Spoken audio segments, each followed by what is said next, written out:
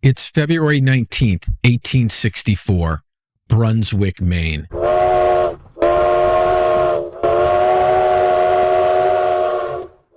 Bath didn't have a train station yet, so the soldiers disembarked here, at the closest station, 10 miles from home. The sky was high and blue, and the sun smoldered like silver, bright but without warmth. A frigid wind swept across the snow-covered town. The temperature had dropped 10 below the night before. It was cold back in Virginia, but not like this. As the 5 soldiers stepped onto the platform, they were greeted by an affectionate group of family and friends. They were young. One of them didn't even have facial hair yet, but they were already veterans of the 3rd Maine Infantry Regiment, survivors of the battles of Gettysburg, Fredericksburg, and Fair Oaks. The furlough home was a reward for re-enlisting. All of them had joined for another 3 years, and when the 3rd Maine's charter ended in June, they would be transferred to the 17th Maine Infantry Regiment. But for now, they were home, or close to home anyway. First was Corporal George Barton, Jr. of Company A, 21, born in Danvers, Massachusetts, and raised in Bath, the only child of George and Margaret, an Irish immigrant. Second was Corporal Isaac Douglas of Company E, 20 years old, home to see his widowed mother, 2 brothers, sister, and grandmother. Then Private Henry J. Roach, also of Company E, only 18, who needed the permission of his parents, Franklin and Maria, to volunteer. And then 2 soldiers from Company D, Sergeant David Ring, 19, and Corporal Jeremiah Wakefield, 22, part of the Young Guns of Company D. David was the youngest sergeant in the regiment, and after Gettysburg, the colonel called Jeremiah one of the bravest men in the 3rd Maine. They were both driven, mature for their ages, determined, unafraid. Both their fathers had been mariners. Both drowned when they were children. They knew loss early. They'd learned that toughness counted, especially in war. David planned to visit his older brother, his only remaining family. Jeremiah still had his mother, Mercy, his older sister, Jane, and his stepfather, Moses Glass. Jeremiah had joined Company D with Moses, but the war had taken its toll on his stepfather. But at least Moses was alive and safe. Jeremiah and David laughed, clapped each other on the back, and promised to return to the regiment together after their furlough ended. With home so close and family eager to see them, David and Jeremiah couldn't have predicted that in less than 3 months, everything would change. That both of them would be shot on the battlefield, and that only one of them would make it out alive.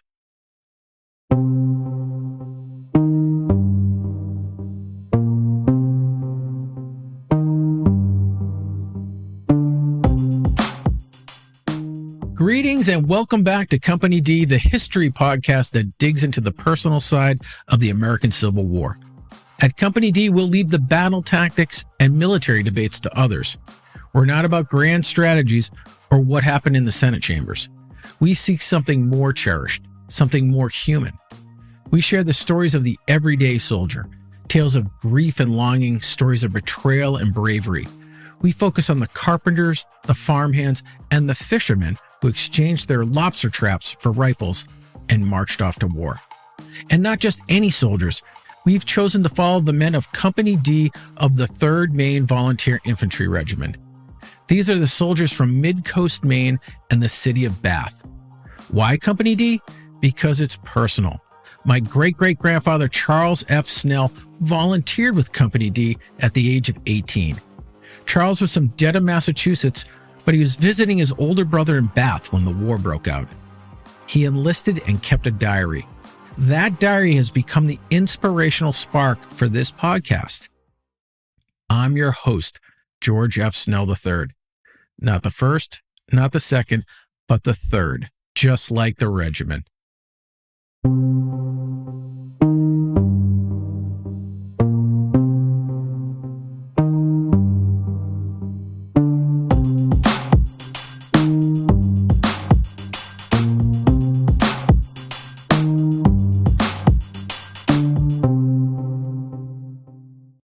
In today's episode, we have an epic adventure tale that ends like a Greek tragedy. 2 men, boys really, but only one makes it home. Today we meet Jeremiah Wakefield and David Ring, fatherless boys from Bath, who are among the young guns of Company D. Two soldiers who rose into the leadership ranks of Company D despite their young ages. Jeremiah and David shared many similarities, and it's not difficult to imagine that they became close friends during the war as a result. Unfortunately, that friendship would be a short one. It came to a crossroads during the fierce fighting in May of 1864, which started with the Battle of the Wilderness and ended at the Battle of Spotsylvania. One of their lives would end abruptly, cut down in their prime. The other would leave Bath and Maine to start over again in a new city and a new state. But before the smoke and chaos of Northern Virginia, before a bullet would change everything, they faced their first heartbreak, the deaths of their fathers.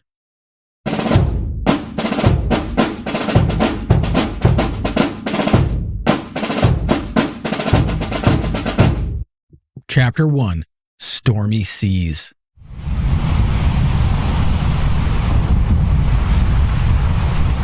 The Bunker Hill was in trouble. Gale-force winds, lashing rain, lightning flashed across the churning ocean, flickering across the raging waves. It's January 6, 1846, off the coast of Florida, near Key West. The schooner Bunker Hill lurched and pitched as the storm engulfed it. The trading vessel was from Maine, returning from Nassau in the Bahamas. Its hold was likely filled with dyewood, sisal, salt barrels, and tropical fruits. They were heading toward the coast of Florida, caught unaware by the sudden squall. Captain Freeman, this was probably 46-year-old Benjamin Freeman, a master mariner out of Sullivan, Maine, 115 miles northeast of Bath, was in charge of the vessel. He probably had a crew of 6, which was standard for a trading schooner like the Bunker Hill: a first mate, 4 sailors, and a cook. But the storm made it all hands on deck, even the cook.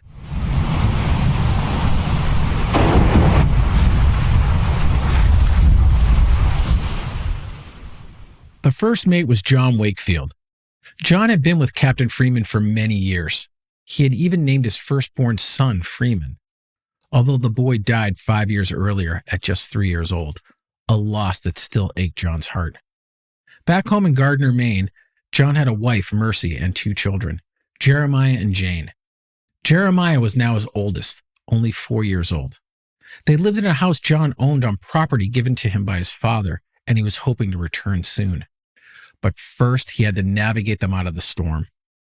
John was likely at the helm of the Bunker Hill, trying to position the schooner's bow into the waves, but the ship was struggling, its hold heavy with cargo. Drenched by rain and seawater, Captain Freeman barked orders at the crew to reef the sails. The storm was getting worse.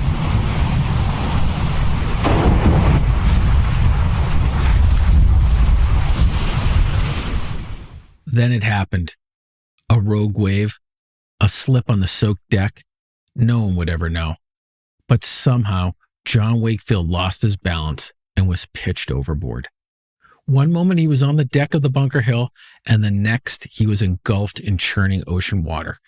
He tried to swim, tried to reach the surface, but it was madness around him, fury and madness. Did he think of Mercy and his 2 children as he struggled? Did his mind turn to the rolling pastures of his father's nearby farm? Then he was gone. It took several weeks for word of her husband's death to finally reach Mercy back in Gardner. The news was grim. Her husband of the last 11 years, John Wakefield, was lost at sea. 3 words that every wife of a sailor dreaded receiving. She was a widow now, and Jeremiah and his baby sister were fatherless.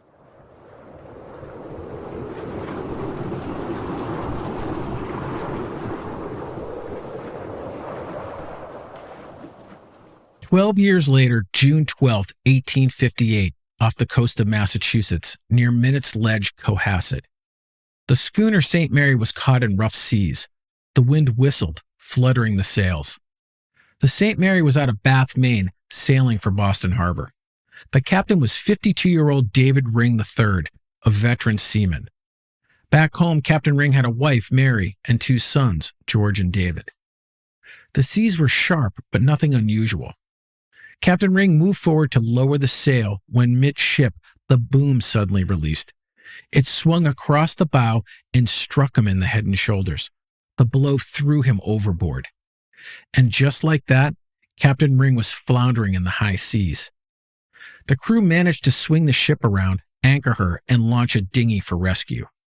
But it was too late. By the time they pulled Captain Ring out of the cold bay waters, he was already dead. His body was taken to the dead house in Boston, and his family in Bath was notified. Mary Ring was left a widow at the age of 58, a staggering blow. She was left in the hands of her 2 sons, the oldest George, 23, and her youngest, David, 16. David, like Jeremiah, had joined an exclusive club, one that nobody wanted to belong to, the Children of Drowned Sailors. Chapter 2, Growing Up Fast. Jeremiah Wakefield's mother, Mercy, inherited her husband's house in Gardner, Maine. Her father-in-law owned the second largest farm in the nearby town of West Gardner. His property was worth more than $32,000 in 1852, well over $2 million in today's money. Jeremiah's grandfather was among the earliest settlers in Gardner, having attended its very first town meeting in 1803. Gardner was a city of about 5,000 people on the Kennebec River, about 30 miles upriver from Bath. West Gardner abutted the city, but was smaller and more rural, with about 1,000 residents. Mercy's homestead was surrounded by pastures and farms owned by her late husband's relatives, brothers, cousins, and uncles. Yet Mercy must have been lonely and struggled as a widow to raise her children alone. Enter Moses Glass. Moses Glass was 10 years younger than Mercy. He stood just shy of 5'7", dark hair and blue eyes. His skin was dark, sun-kissed from working outside at the shipyards along the Kennebec River in Bath. He was a ship joiner by trade. Moses was born in Woolwich on October 26, 1820. He was the 8th of 11 children born to farmers John and Sarah Bolden Glass. It's unclear how Moses and Mercy met, but the 2 families weren't unfamiliar with each other. Glasses and Wakefields had married in the past, so perhaps they met through relatives. It isn't hard to envision the young Moses falling for the lonely widow raising a pair of blonde-haired young children. They married in Mercy's hometown of Bodenham on October 28, 1849. Moses was 29 and Mercy was 38. Moses moved into Mercy's house in Gardner. He continued to work as a ship's carpenter and became the stepfather to 10-year-old Jeremiah and 5-year-old Jane. They didn't stay long in Gardner. The city was a good distance from the ocean and not an easy place to secure work in the shipping industry. The family relocated to Bath and grew their small family by one, adding a son, Melvin O. Glass. For a time, Jeremiah even adopted Moses' surname and went by the name Jeremiah Glass. It was different in the Ring household. David Ring's mother, Mary, was 58 years old when she became a widow. She had married late in life, and it was too old to marry again. It was going to be up to her sons, George and David, to keep the family fed and sheltered. George worked in a textile mill in Bath, operating carding machines for spinning wool and cotton into yarn. David went to sea, just like his father. He became a fisherman, and by the age of 16, he was manning vessels out of Bath. Shortly before the war broke out, Moses and Jeremiah worked in the shipyards in Bath, while Mercy kept house and raised Melvin, and Jane attended school.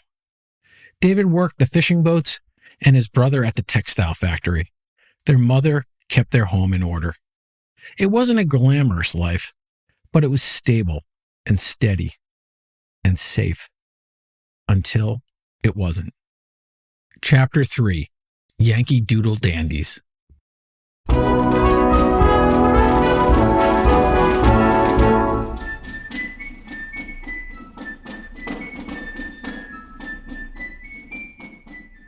April 12, 1861. The Confederate attack on Fort Sumter in South Carolina. The newspapers in Maine fed the flames. The war begun by an act of South Carolina. Bombardment of Fort Sumter, trumpeted the Kennebec Journal in Augusta. Civil War, the Ellsworth American declared. A united North, the Lewiston Sun-Journal announced. There seems to be unanimous feeling in all parts of the North in favor of supporting the government and defending the flag of our nation.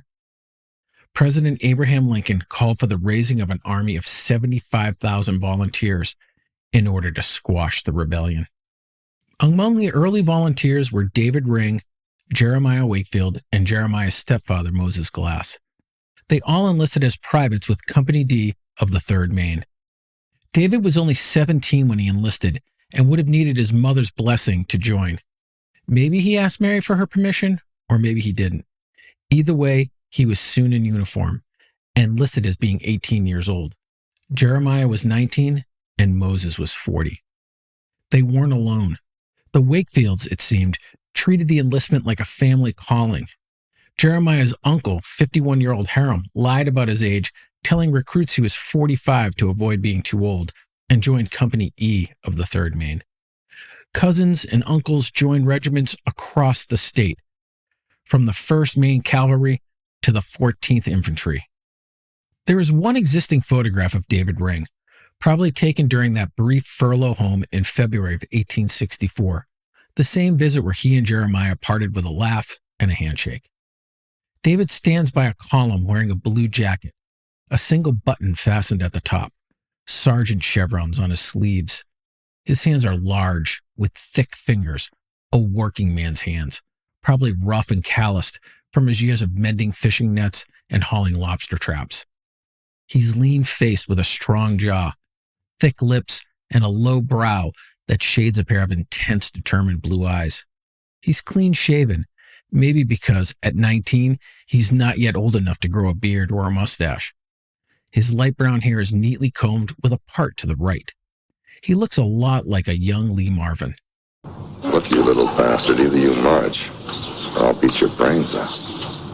Understand? It was a whirlwind of enlistments, the fever spreading like wildfire across Bath and Maine and all through the North. But there was an underlying cockiness, too, a near unanimous assurance that the North would crush the rebellion and the war would be over in a few weeks, maybe a few months at the most. Certainly the men from Maine would be home for Christmas dinner. So why not lie about your age or join when your best years were already behind you? As the Ellsworth American bellowed in a headline shortly before the first major battle of the war, "We will make no compromise with treason and no surrender to rebellion." However, within weeks, that confidence would be shattered on a Virginia battlefield known as Bull Run, a surprising defeat for the Union and a sign that the war would be a prolonged one. Chapter 4. No Country for Old Men. Uncle Hiram died of pneumonia after Christmas. He had been laid up in the regimental hospital in Alexandria, Virginia for several days before passing away on January 11, 1862, less than 3 months after he officially volunteered for the 3rd Maine. Hiram left his wife Lily, a widow with 4 children, at home under the age of 14, including a 4-year-old daughter. Lily had difficulty collecting a widow's pension because the minister who married her and Hiram had forgotten to file their marriage certificate with the city of Gardner. Eventually, after months of haggling with the U.S. Pension Bureau, Lily was found to be Hiram's legal wife and received her pension. While training at Augusta in late May, Moses was already showing signs of the physical strain. By the time the 3rd Maine was officially mustered into federal service on June 4, 1861, Moses was transferred to the Invalid Corps, which was renamed the Veterans Reserve Corps in 1864. The VRC was for soldiers unfit for frontline duty, but not disabled enough to be discharged. More than 60,000 Union soldiers served with the Invalid Corps.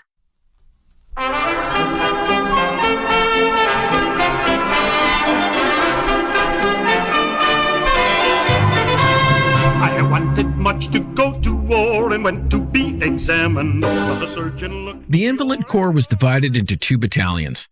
The 1st battalion was for soldiers whose disabilities allowed them to perform moderate work, including patrol duties and guarding prisoners. The 2nd battalion was for men with serious disabilities. Many had lost limbs or were recovering from serious illnesses. The 2nd Battalion was assigned duties such as cooking, nursing, and clerical work. Moses was assigned to Company 16 of the 2nd Battalion. He must have been sick indeed. Being sent to the Invalids would have been embarrassing for Moses. Many considered the Invalids to be an asylum for shirks, a place for cowardly soldiers to avoid combat, and a refuge for the lazy to get light work and full pay. Regular infantrymen often looked down on the invalid soldiers. Yet even with the lighter duties, Moses struggled with his health.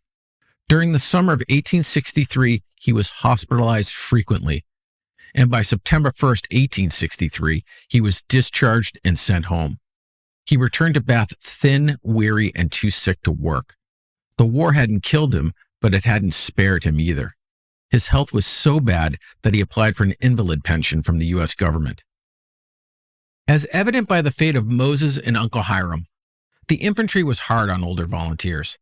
Though men over 40 were allowed to enlist, they were more likely to be discharged early due to fatigue, injury, or illness, and their mortality rates, especially from disease, were significantly higher than those of younger soldiers.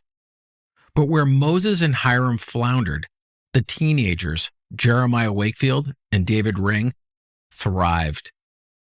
Chapter 5. Tough as Nails. Jeremiah was shot in the leg at the Battle of Gettysburg. The wound was serious enough to require hospitalization for several weeks. On August 15, 1863, Jeremiah and Corporal Henry H. Shaw, who suffered a severe wound to his left shoulder, were transferred to Newark Hospital in New Jersey. Jeremiah would spend weeks healing, the puckered bullet scar on his leg a constant reminder of how close he'd come. Gettysburg solidified the 3rd Maine's reputation as one of the grittiest and battle-ready regiments in the Union Army. It also signified the rise of the Young Guns in Company D. In the aftermath of Gettysburg, the Young Guns climbed into the ranks of the company leadership. While hospitalized, Jeremiah was promoted to corporal, along with 2 other privates, Archibald Campbell 30 of Nova Scotia, and another one of the Young Guns, Charles F. Snell from Dedham, Massachusetts. Charles was only 18 when he volunteered. Corporal Shaw, who was 20 when he enlisted, was promoted to sergeant, along with David Ring. David Ring was 19, the youngest sergeant in the entire regiment. But not every young gun survived Gettysburg. Jeremiah returned to the ranks of the 3rd Maine in the fall of 1863, around the time President Lincoln delivered the Gettysburg Address. Lincoln's speech, one of the greatest in U.S. presidential history, was part of the dedication of a national cemetery at the Gettysburg battlefield. Joseph A. Roach, like David, a fisherman from Bath before the war, and another one of Company D's Young Guns, was buried there. Joseph had been shot multiple times in the leg at Pitzer's Woods and taken prisoner. Joseph was part of a prisoner exchange 2 weeks later, but by then it was too late. His wounds had festered, and he died on July 11th. He was buried in grave number 15, Section B of Gettysburg National Cemetery 3 days after his death. He was 23 years old.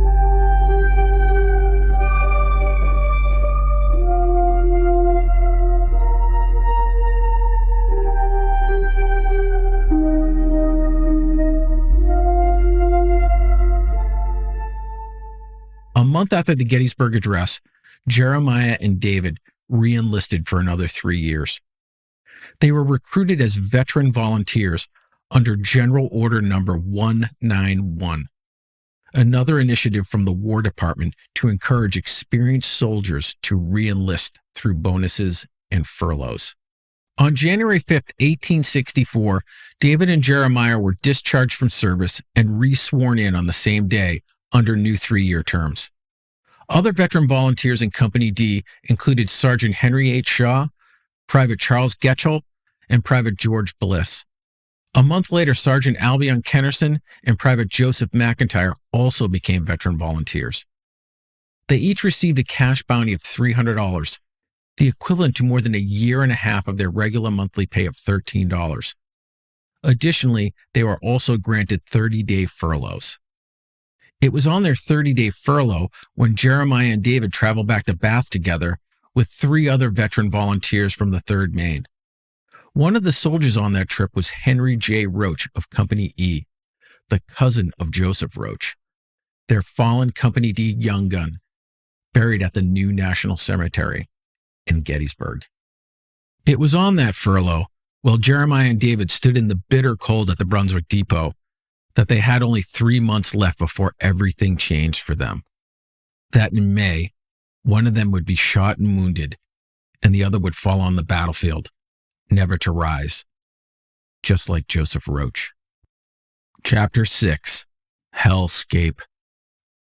On May 17, 1864, the Daily Sentinel and Times in Bath listed the dead and wounded from the 3rd Maine from the battles of the Wilderness and Spotsylvania. Lieutenant Colonel Edwin Burt, 38 of Augusta, killed. Captain Alfred S. Merrill, 39 of Bath, killed. Color Corporal Jeremiah Wakefield, 24 of Bath, killed. Sergeant David Ring, 20 of Bath, killed. Both of the young guns reported killed in combat. One can only imagine the shock and grief experienced by David's brother George, Jeremiah's mother Mercy, and his stepfather Moses Glass. But let's back up to May 6th, 11 days earlier, to the wilderness region of Spotsylvania, Virginia.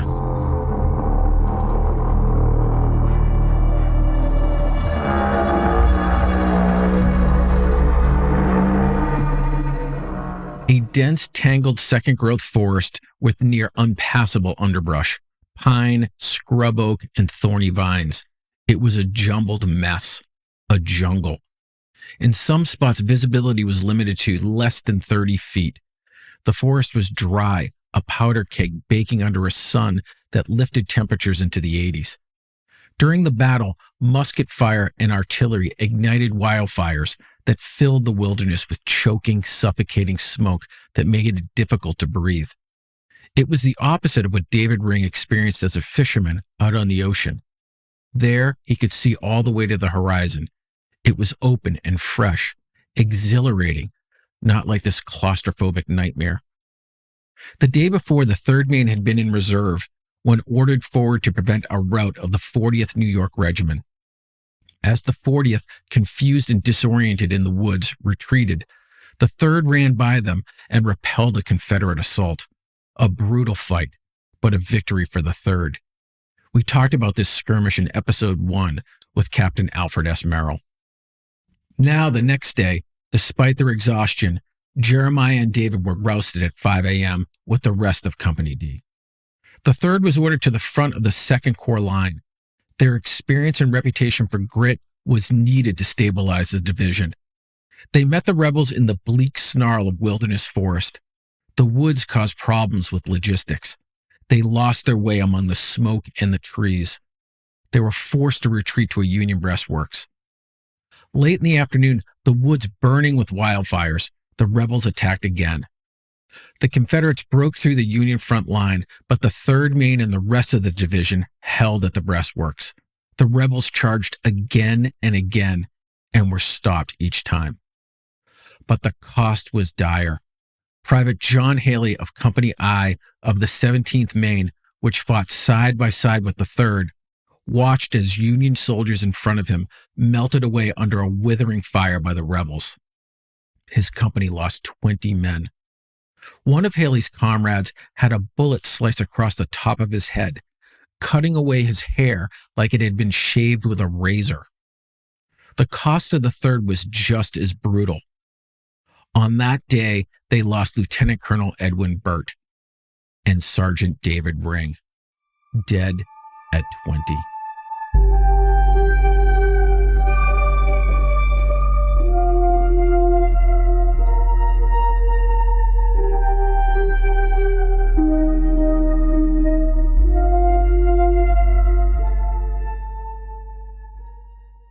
Chapter 7, Aftermath.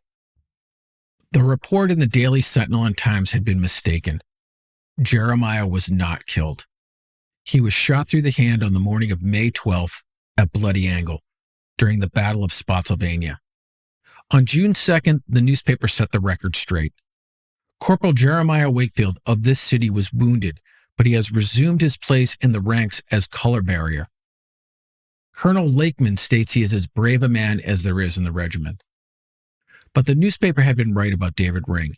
He was shot and killed at Wilderness on May 6th. While recovering at the hospital, Jeremiah was promoted to sergeant on June 4th. The 3rd Maine disbanded at the end of June. Jeremiah and Sergeant Albion K. Kennerson were both assigned to Company K of the 17th Maine. Jeremiah's paperwork said that he had been transferred, but he was actually still at the hospital. Jeremiah didn't physically join the 17th until late June or early July. By that time, Sergeant Kennerson had already been seriously wounded.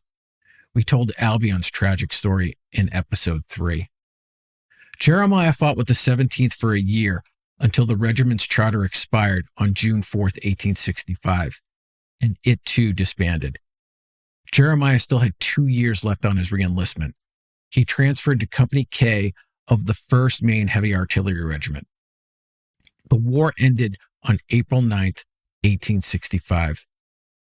Jeremiah mustered out of service on September 11th at Fort Baker in Washington, D.C. For Jeremiah, the war was finally over. Chapter 8, Under the Pines.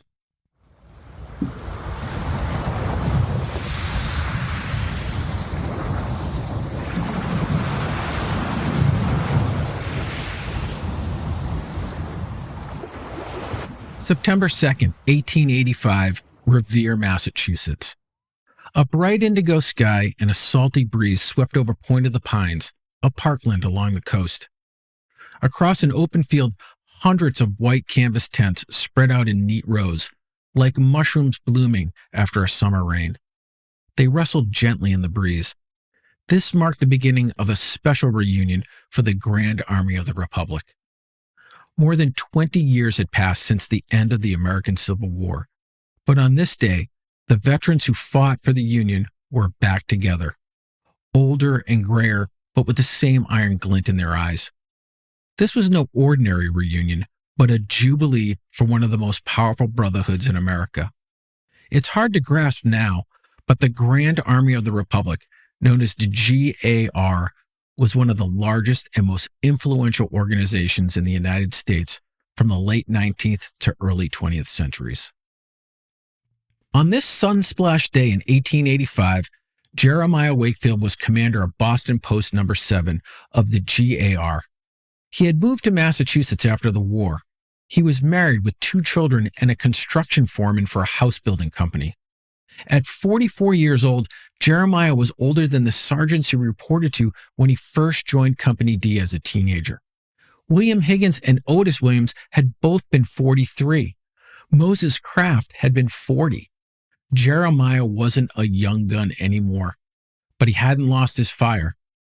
Charles Fellows, a Grand Army official from Chelsea, scolded Post No. 7 for showing up late and ordered them to the back of the dress parade.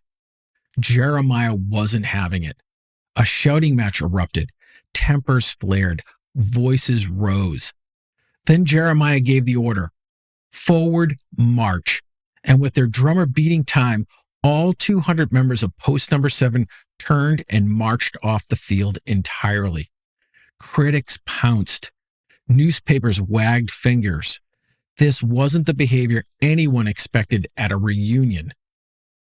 But back at Post No. 7's campsite, Jeremiah's men gave him 3 cheers. Jeremiah stood tall among them, basking in the loyalty of his comrades who knew what it meant to stand your ground. Because some things, like dignity and honor, aren't given. They're earned. But even as the cheers of his men lifted his spirits, maybe Jeremiah's thoughts turned back to the war, to his friends and fellow young guns who didn't make it home. Henry Roach and David Ring, especially David Ring. Maybe he thought about that cold day on the train platform in Brunswick, the 2 newly anointed veteran volunteers who shook hands before they parted. If he had known then what he knew now, maybe he wouldn't have given David a handshake, but instead wrapped his arms around his friend and given him a long hug. Thank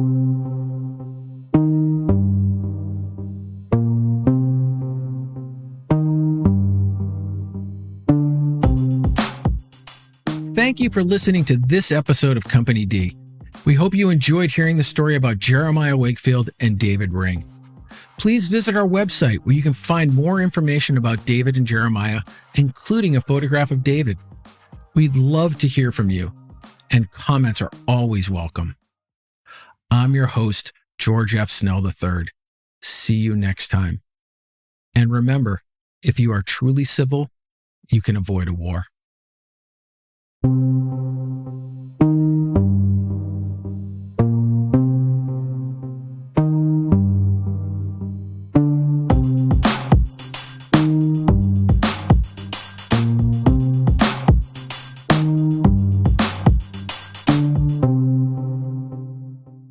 Company D is a product of Dark Party Productions, all rights reserved. Unauthorized retention, duplication, distribution, or modification of copyrighted materials is strictly prohibited by law. Company D is written, hosted, and produced by George F. Snell III. Our editor and co-producer is Jay Brewer. The Company D theme music was written and composed by Jay Brewer. Sound effects and additional music were provided under Creative Commons License 0 by Freesound, Sound Bible, and the Library of Congress. We'd also like to thank Richard Moore for his Civil War battle sounds on Freesound. The views expressed in this podcast are those of the hosts and guests and do not necessarily reflect the opinions of any organization. This podcast is for entertainment purposes only and does not constitute professional advice. The content is provided as is with no guarantees of accuracy, completeness, or timeliness.